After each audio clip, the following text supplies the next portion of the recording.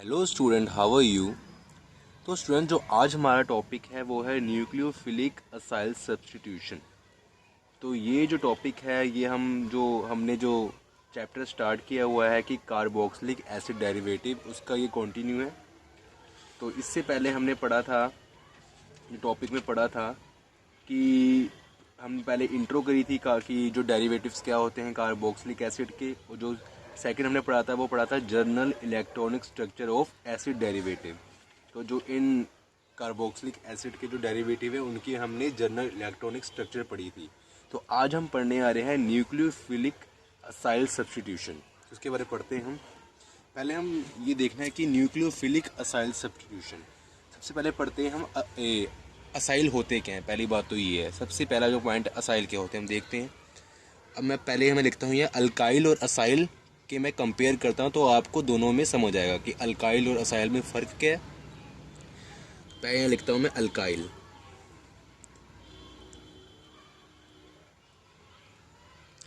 और यहाँ लिखता हूँ मैं असाइल। Okay student. तो स्टूडेंट, जो हमारा अल्काइल है वो कुछ ऐसा होता है जिसमें क्या हमारे यहाँ मीथेन होता है, इसमें एक एच कम होता है। हम कह सकते हैं मीथेन ही होता है, लेकिन उसके अगर हम CH3 या CH2 है या फिर CH3Cl है, तो ये जो हम CH3 लेते हैं और साथ में हम कोई भी सब्स्टिट्यूएंट लगाते हैं तो ये अल्काइल ग्रुप है। कुछ ऐसा होता है ये, या फिर ये कुछ ऐसा होता है CH3 CH2 सोन। तो ये क्या है हमारा, ठीक है, इसको हम बोलते हैं मिथाइल, इथाइल। फिर उसके बाद होते हैं प्रोपाइल एंड सोन। हम ले लेते हैं प्रोपाइल यहाँ पर एक CH3 CH2 CH2 एंड सोन। ठीक है स्टूडेंट। अब हमने क्या करना है, असाइल देखते हैं असाइल क्या होते हैं। जो असाइल है वो अल्काइल का ही पार्ट होता है, तो इसको हमने समझना है क्या कि वो कैसे होता है। जो ये CH3 हम सेम लिखते हैं कोरेस्पॉन्डिंग CH3, ठीक है। अगर यहाँ हम यहाँ पर C डबल बॉन्ड O, मतलब कार्बोनिल ग्रुप, जो ये C डबल बॉन्ड O है इसको क्या बोलते हैं, कार्बोनिल ग्रुप। अगर हम कार्बोनिल ग्रुप को ये CH3 के साथ अटैच कर दें तो ये क्या हो जाएगा, असाइल ग्रुप। सेम अगर हमारे पास दो कार्बन है तो यहाँ लिख देते हैं असाइल का क्या होगा, CH3 CH2 C double bond O। Okay. अगर तीन कार्बन है मतलब प्रोपाइल है, उसके साथ अगर हम कार्बोनिल ग्रुप अटैच कर देंगे, ये जो C double bond O group है इसको बोलते हैं कार्बोनिल ग्रुप। तो ये आपको ध्यान में रखना है कि कार्बोनिल ग्रुप क्या है। तो हम करते हैं इसकी बात, जैसे कि ये रहा CH3 CH2 CH2 C double bond O। ठीक है स्टूडेंट। तो यहाँ पर हमारा हो गया कार्बोनिल ग्रुप के बारे में हमने बात कर ली है। तो अब हम पढ़ते हैं स्टूडेंट कि जो न्यूक्लियोफिलिक क्या होते हैं। ठीक है, तो जो न्यूक्लियोफिलिक उसके बारे में पढ़ते हैं कि न्यूक्लियोफिलिक क्या होते हैं। तो हम यहाँ थोड़ा कर लेते, चलो यहाँ ही कर लेते हैं न्यूक्लियोफिलिक। तो स्टूडेंट, जो न्यूक्लियोफिलिक होते हैं वो क्या होते हैं, न्यूक्लियस लविंग होते हैं। तो यहाँ लिखते हैं हम न्यूक्लियस लविंग।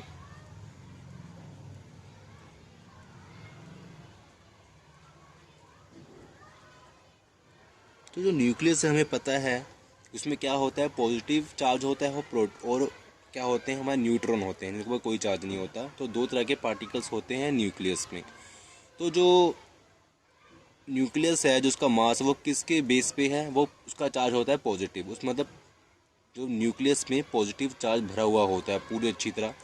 तो अगर न्यूक्लियस लविंग है तो न्यूक्लियस तरफ कौन जाएगा, जिसके पास कोई नेगेटिव चार्ज हो, मतलब इलेक्ट्रॉन्स हो। तो ये मान लो कि ये न्यूक्लियोफाइल है, इसके पास इलेक्ट्रॉन ज़्यादा है, तो ये न्यूक्लियस की तरफ जा रहा है, मतलब जहाँ चार्ज पॉजिटिव है वहाँ जा रहा है। मतलब अगर ये नेगेटिव चार्ज है तो ये अगर न्यूक्लियस है, इसमें चार्ज भरे हैं पॉजिटिव पॉजिटिव बहुत सारे हैं, ठीक है, तो ये इसकी तरफ अट्रैक्ट करेगा। तो ये जो न्यूक्लियोफाइल है कुछ ऐसा है, मतलब इसके ऊपर चार्ज नेगेटिव है, तो अगर चार्ज नेगेटिव हो तो उसमें क्या हुआ, उसमें बहुत सारे इलेक्ट्रॉन हुए।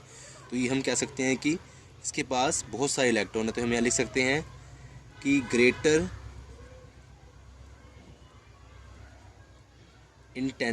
Intensity of electron. ठीक है स्टूडेंट, तो यहाँ तक हमने बात ख़त्म कर दी। तो अब हम पढ़ते हैं कि जो हमने रिएक्शन पढ़नी है, जो हमारी रिएक्शन है वो क्या है। तो रिएक्शन थोड़ी सी हम इस साइड करते हैं। तो स्टूडेंट अब हम पढ़ते हैं रिएक्शन कि अगर न्यूक्लियोफिलिक को, जो न्यूक्लियोफाइल है उसको अगर हम जो ये असाइल सब्स्टिट्यूट, जो असाइल के साथ अगर रिएक्ट करेंगे तो कैसा बनेगा। तो हमने क्या पढ़ना है सबसे पहले कि हम इलेक्ट्रॉन, जो हमारा कार्बोक्सिलिक एसिड के जो डेरिवेटिव है हम उसकी रिएक्शन पढ़ रहे हैं। तो यहाँ लिखते हैं पहले हम कार्बोक्सिलिक एसिड डेरिवेटिव। तो उसकी जनरल फॉर्म लेते हैं हम।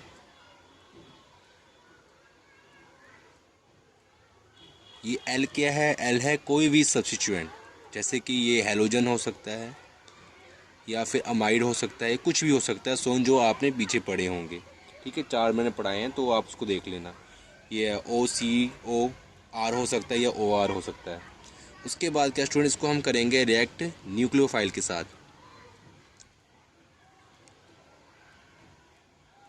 ओके, तो ये क्या बन जाएगा स्टूडेंट, ध्यान से देखना। ये रिएक्ट करेगा, जब ये रिएक्ट करेगा तो यहाँ से ये जो मतलब जो ये एल है, जो जो सब्स्टिट्यूएंट लगा हुआ है, इसको निकालेगा और इसकी जगह खुद ले लेगा और ये कुछ वैसा बन जाएगा।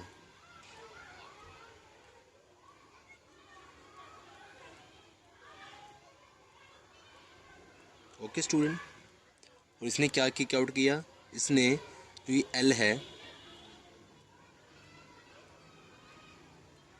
एल को कर दिया किक आउट।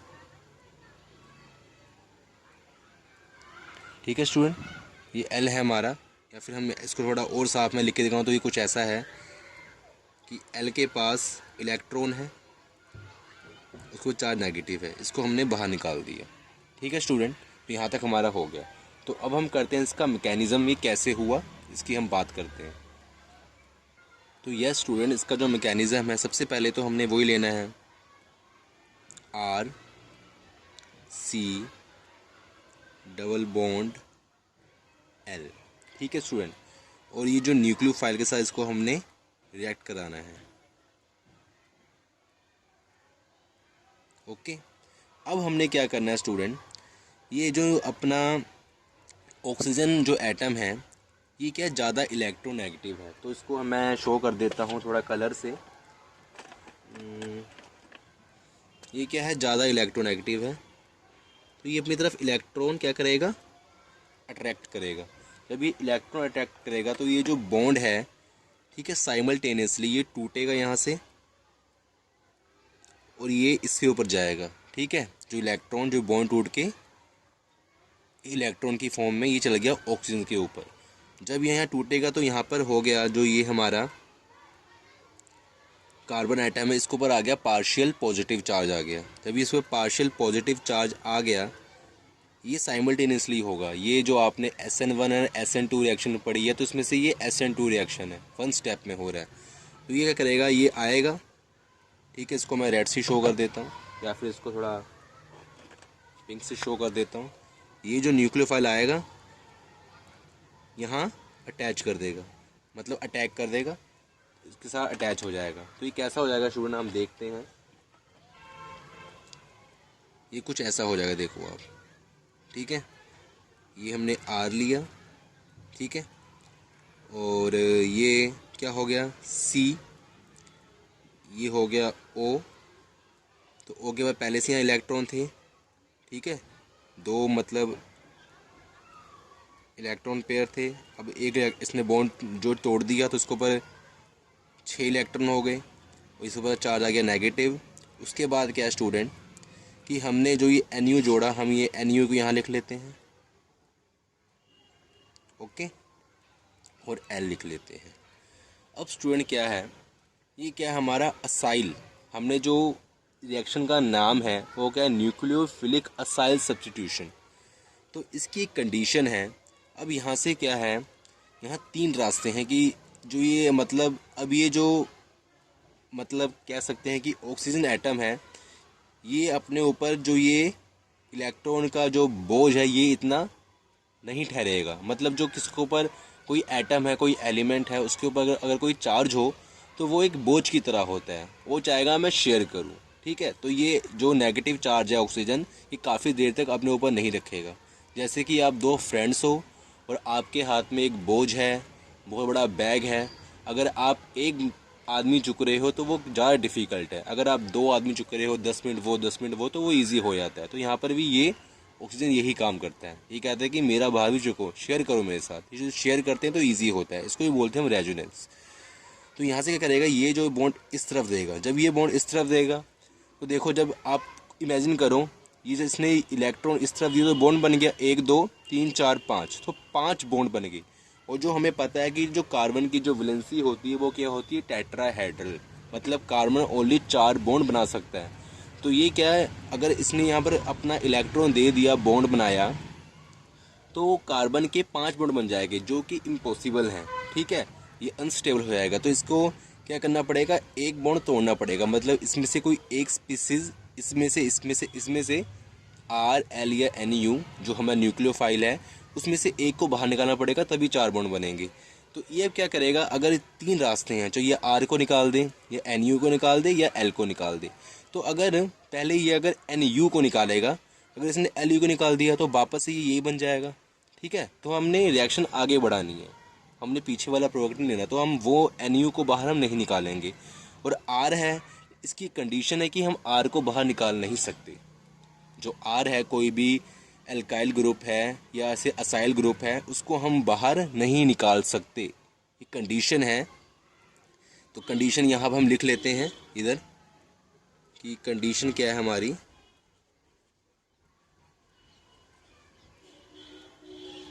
यहाँ लिख लेते हैं, डू नॉट लीव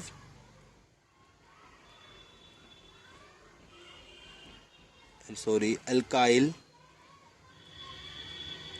और अराइल ग्रुप, ठीक है, ड्यूरिंग रिएक्शन, ड्यूरिंग रिएक्शन। तो स्टूडेंट हमारा ये हुआ कि हम जो एल्काइल और अराइल ग्रुप को रिएक्शन के समय बाहर नहीं निकाल सकते, क्योंकि जो आर है ये एल्काइल भी हो सकता है और अराइल भी हो सकता है। एल्काइल तो यही हो गया, अराइल क्या हो गया, बेंजीन। ठीक है, तो यहाँ पर जब ये बॉन्ड जाएगा तो ये एक ही रास्ता है कि ये निकाले, क्योंकि अगर ये NU को निकालेगा तो वापस ये बन जाएगा। तो हमने वापस ये नहीं बनाना, हमने इतनी मुश्किल से ये बनाया, फिर हम वापस ये बना, तो क्या फ़ायदा होगा, हमें कुछ फ़ायदा भी होना चाहिए ना हमें। तो हम इसको ब्रेक करेंगे। ठीक है, इसको जब हम ब्रेक करेंगे स्टूडेंट, तो इसकी रिएक्शन होगी। अब देखो कैसी होगी रिएक्शन इसकी, पहले लिख लेता हूँ यहाँ पर मैं। इसको जब ब्रेक करेंगे तो यहाँ से निकल जाएगा, हम किक आउट करेंगे इसको।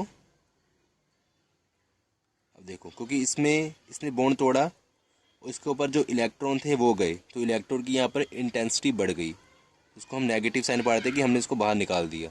ठीक है, ऊपर जो नेगेटिव चार्ज है, ये नेगेटिव साइन है कि इसको हमने माइनस करा, और ये क्या है, नेगेटिव चार्ज है। तो ये मैं लिख देता हूँ kick out, kick out. Okay student, अब क्या करना है, जो ये चीज़ बनेगी ये कैसी बनेगी, हम देखते हैं। आर, देखो ये निकाल दिया बाहर, यहाँ डबल बॉन्ड आ गया, C डबल बॉन्ड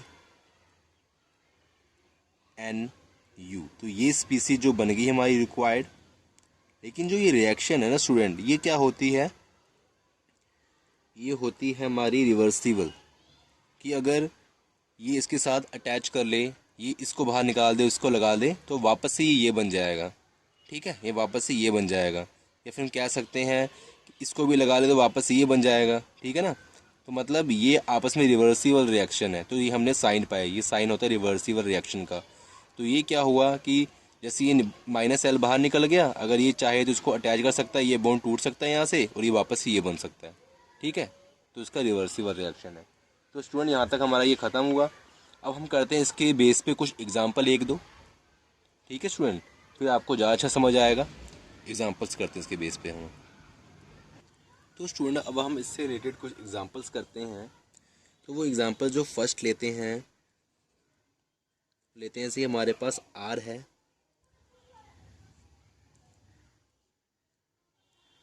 यहाँ पर क्या है, Cl है। ओके स्टूडेंट, इसको हम कर लेते हैं कि इसके पास इलेक्ट्रॉन शो कर देते हैं।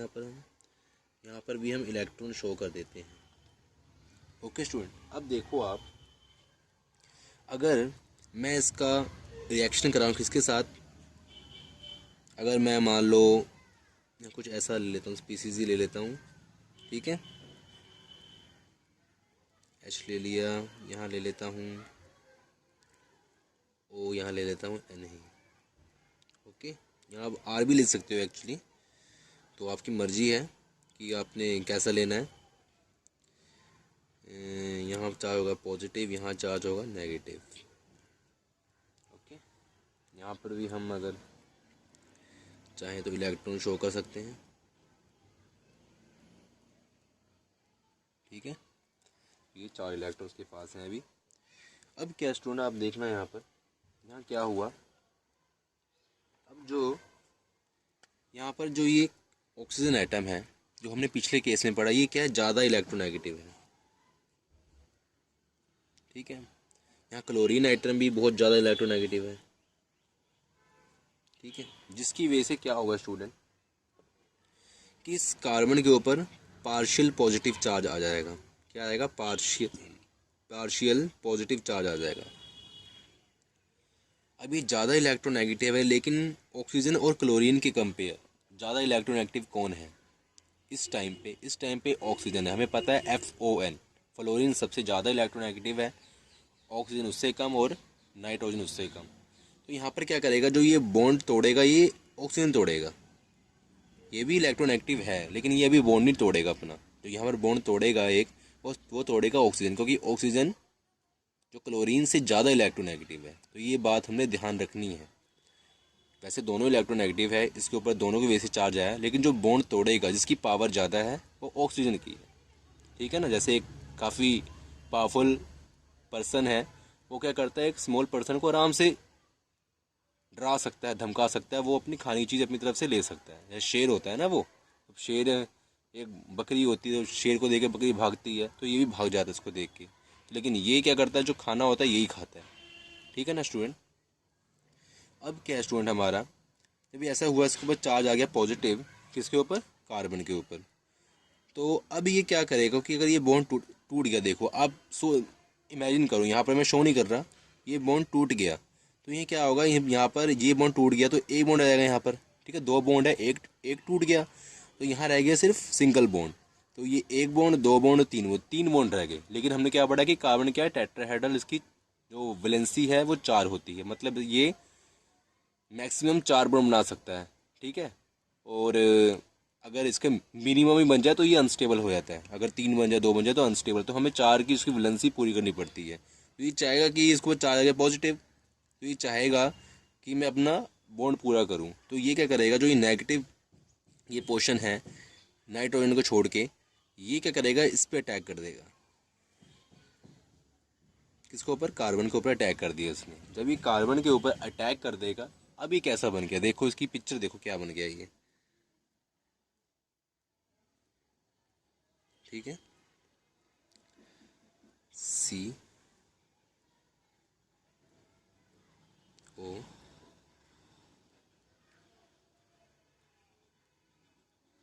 ओके, नेगेटिव चार्ज R, ठीक है। ये O है, मैंने ऐसे लिख लिया, नेगेटिव चार्ज आ गया। अब ये Cl ऐसे रहेगा,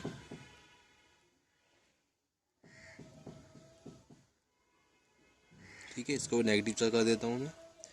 और अभी क्या है, इसके बॉन्ड बनाया हो तो नेगेटिव चार्ज नहीं लिखते इसके ऊपर, ठीक है। अभी इसके ऊपर जो नेगेटिव चार्ज नहीं लिखते क्योंकि इसने बॉन्ड बनाया हुआ है अपना। अगर इसके ऊपर कोई पूरे मतलब टोटल नहीं है, इसके ऊपर कम से कम 7-8 होने चाहिए।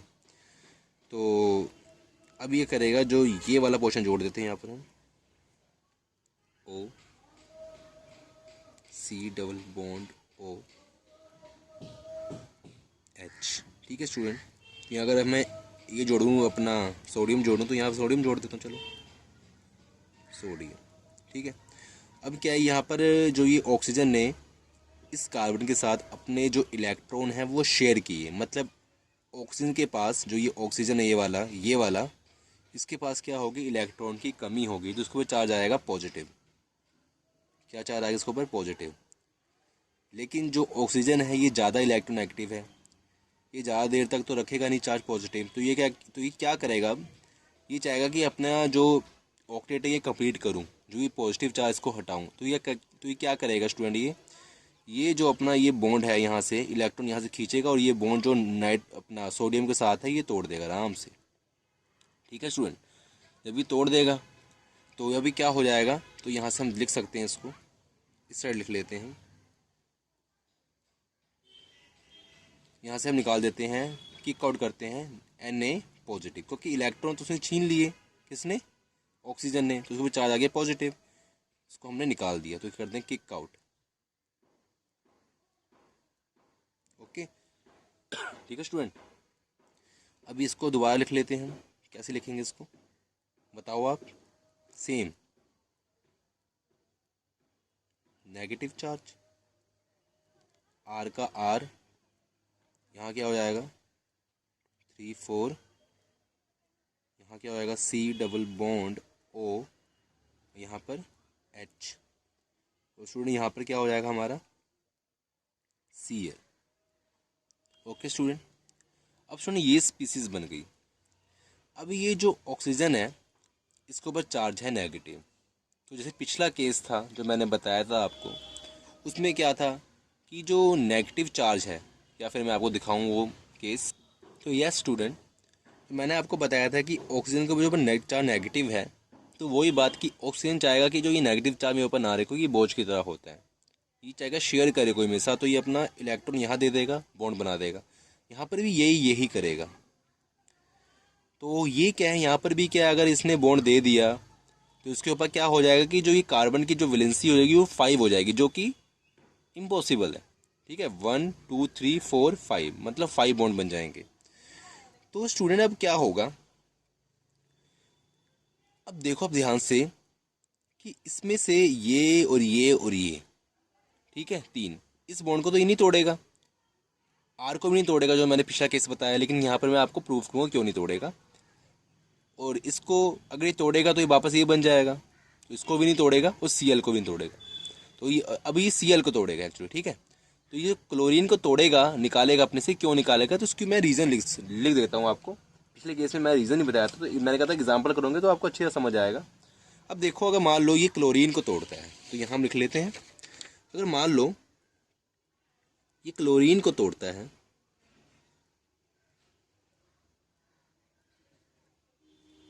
ठीक है स्टूडेंट, तो ये जो क्लोरीन क्या करता है स्टूडेंट, ये कोई H पॉजिटिव के साथ, ठीक है ना, H प्लस के साथ, ये क्या करता है कि अगर हमने H पॉजिटिव चाहिए, तो हम मान लें कि जो ये रिएक्शन है वो H2SO4 की प्रेजेंस में हो रही है। तो ये हमें पता है कि जो H2SO4 है ये हमें क्या देता है स्टूडेंट, ये हमें H पॉजिटिव देता है, मतलब प्रोटॉन देता है, क्योंकि ये स्ट्रॉन्ग एसिड है।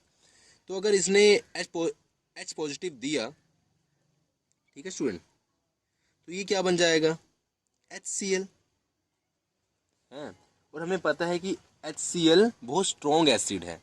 क्यों, क्योंकि अगर इसका हम pKa वैल्यू देखें किसकी, HCl की, तो वो कितनी है -7।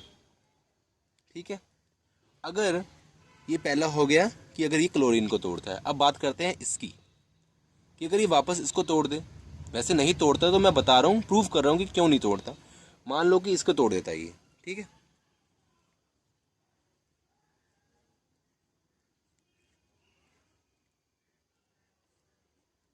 ठीक है स्टूडेंट, इसने इसको तोड़ दिया, तो इस जो ऑक्सीजन के ऊपर चार्ज आएगा नेगेटिव, ठीक है, क्योंकि इसने इलेक्ट्रॉन खींच लिए सारे।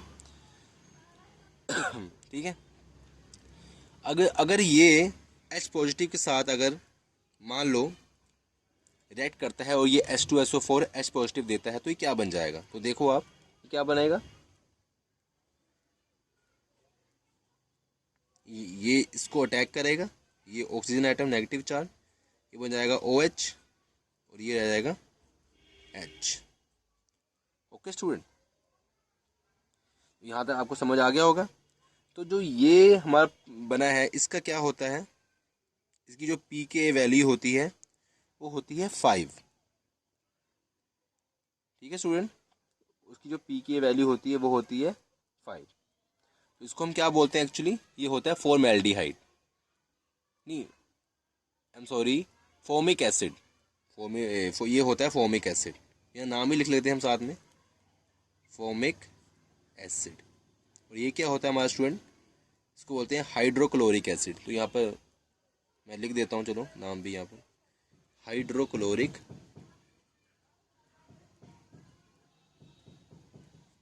एसिड, ठीक है। इसको बोलते हैं FORMIC, फोमिक एसिड। और अगर स्टूडेंट मान लो, थोड़ा सा मैं ऊपर कर देता हूँ इसको, कि अगर ये R को ये बाहर निकाल दे, जो कि एल्काइल ग्रुप है, अगर ये R को बाहर निकाल दे तो R एक्चुअली हमारा क्या है, आपको पता है कोई भी एल्काइल ग्रुप हम कह सकते हैं।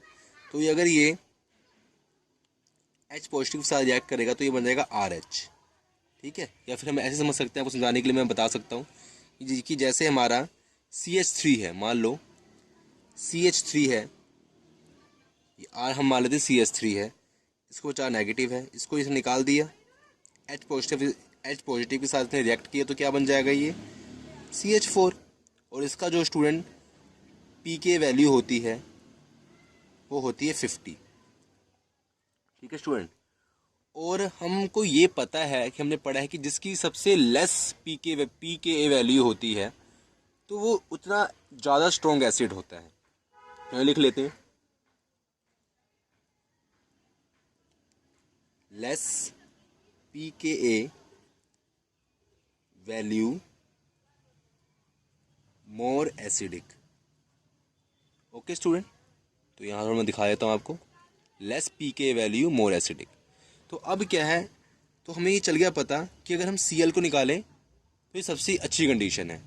तो इसलिए हम बोलते हैं कि जो क्लोरीन है ये बहुत अच्छा लिविंग ग्रुप है, ठीक है, क्योंकि ये H पॉजिटिव के साथ अच्छा बना के ना स्ट्रॉन्ग बॉन्ड, ये क्या बनाता है, ये एक स्ट्रॉन्ग एसिड बनाता है।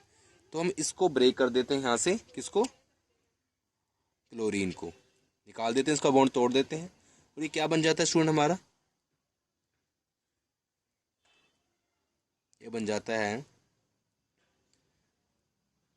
Double bond O R, Cl निकाल दिया हमने, यहाँ ये रह गया।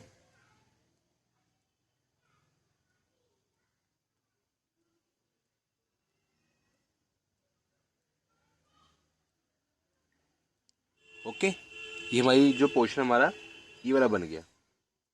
ओके स्टूडेंट, तो ये हमारा क्या बन गया, जो आपको अगर चल रहा हो, अगर यहाँ R होता मान लो, तो ये मतलब चलो इसको नाम नहीं लिखते, हम डायरेक्ट करते हैं, ये एक्चुअली होता है एनहाइड्राइड किस्म का हो गया ये।